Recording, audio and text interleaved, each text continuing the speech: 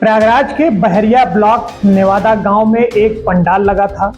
देखने में तो ये किसी मेले जैसा लगता था, लेकिन इसके अंदर जो कुछ हो रहा था उसने पूरे इलाके में बवाल मचा दिया। इस पंडाल को ईशू दरबार कहा जा रहा था, जहां बीते 5 सालों से हर रविवार हजारों लोग जुटते थे। लेकिन अब आरोप है कि इस दरबार की आड़ में बड़े पैमाने पर धर्मांतरण हो रहा था। तो क्या है इस ईशू दरबार की हकीकत? क्या वाकई में लोगों को लालच देकर धर्म परिवर्तन करने के लिए कहा जा रहा था? आइए जानते हैं इस पूरी कहानी को। नमस्कार, आप देख रहे हैं निगाहें इंडिया न्यूज। मैं हूं मृत्युंजय। खबर प्रयागराज से है। 42 किलोमीटर दूर प्रयागराज शहर से नेवादा गांव में मेन रोड के किनारे एक खेत में बना ये पंडाल, बाहर मेले जैसा माहौल और अंदर करीब 3000 लोगों की भीड़। कोई महिला झूम रही है, कोई रो रही है, कोई चिल्ला रही है, इधर उधर दौड़ रही है। स्टेज पर एक शख्स पादरी के लिबास में खड़ा होकर माइक्रोफोन पर प्रार्थना सुना रहा है, लेकिन कतार में लगकर उससे आशीर्वाद ले रहे हैं। माहौल आध्यात्मिक कम अजीब जरूर लग रहा था, लेकिन जैसे ही पुलिस पहुंची पंडाल में अफरा तफरी मच गई। महिलाएं दौड़ती हुई बाहर भागी। कुछ लोग पुलिस को रोकने की कोशिश करने लगे, लेकिन बाद में बजरंग दल के कार्यकर्ताओं की मदद से पुलिस ने हालात काबू में किए और 4 लोगों को पकड़कर थाने ले गई।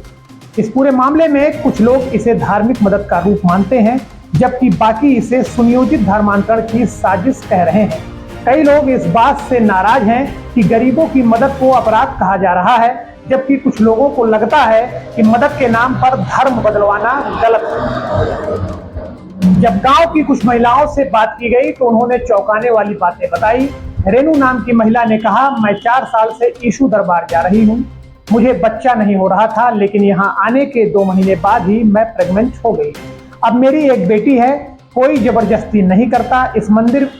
हम मंदिर भी जाते हैं और दरबार भी। राजेश और उनकी पत्नी उषा देवी ने कहा, हमारी तबीयत खराब रहती थी।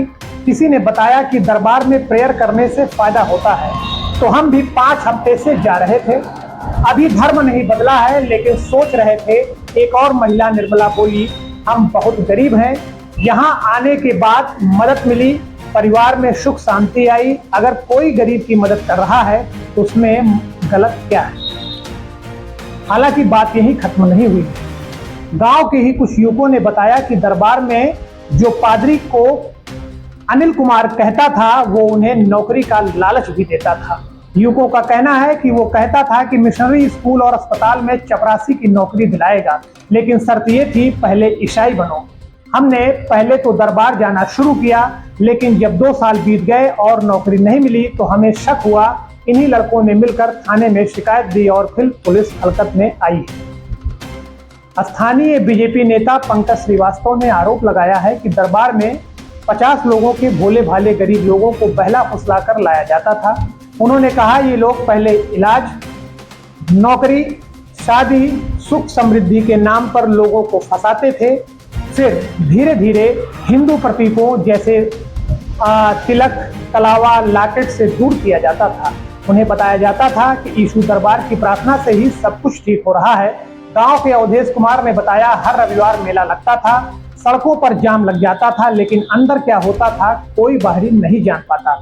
शिकायत करने पर भी पुलिस पैसे लेकर चुप हो जाती थी। फिलहाल पुलिस ने 4 लोगों को गिरफ्तार कर लिया है। एसीपी फूलपुर पंकज लवानिया के मुताबिक 1.5 दर्जन लोगों के खिलाफ केस दर्ज कर लिया गया है। पुलिस ने आईपीसी की कई धाराओं में मामला दर्ज किया है, जिनमें धार्मिक भावनाओं को ठेस पहुंचाना, धोखाधड़ी और लालच देकर धर्म परिवर्तन कराने जैसी धाराएं शामिल हैं। सीपी प्रयागराज का कहना है, हम अभी दरबार चलाने वाले पादरी को ढूंढ रहे हैं। उसके मिलने के बाद ही फंडिंग और नेटवर्क की पूरी जानकारी सामने आ सकेगी। ईशू दरबार का मामला अब सिर्फ एक गांव का नहीं रहा, बल्कि प्रदेश की राजनीति और समाज की बहस का मुद्दा बन चुका है। धर्म की आड़ में अगर लालच देकर धर्म बदला जा रहा है तो ये चिंता की बात है, लेकिन अगर कोई सच में अपनी आस्था से किसी सभा में जा रहा है तो उसका सम्मान भी जरूरी है। अब ये देखना होगा कि जांच के बाद सच्चाई क्या निकलकर सामने आती है। क्या ये वाकई चमत्कार का दरबार था या फिर धर्मांतरण का अड्डा, ये तो वक्त ही बताएगा। दोस्तों, अगर आपको ये वीडियो पसंद आया हो तो आप इसे शेयर सब्सक्राइब करना बिल्कुल ना भूलें।